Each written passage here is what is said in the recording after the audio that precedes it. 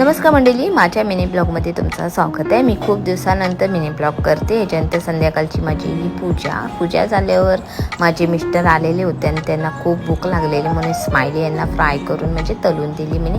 त्याच्यानंतर आमचा प्लॅन होता डीमार्टमध्ये जायचं, पण डीमार्टला न जाता मी शिवाजी पार्कात गेली, चना मसाला गोला खाल्ला आणि खाता खाता वाजले किती ते समजलं नाही। मी 9:30 वाजता जाऊन फायदा का त्या डीमार्टला, म्हणून आम्ही गेलो आईस्क्रीमच्या दुकानात। कारण मला माहिती आहे गरमीचं सीझन चालू झालं आणि थंडगार रोज काहीतरी खाण्यासाठी मी इथे आईस्क्रीम घ्यायला आले। आईस्क्रीम भरपूर घेऊन आली। त्याच्यानंतर घरी आल्यावर मी चवळीची भाजी केली, खूप छान झालेली होती।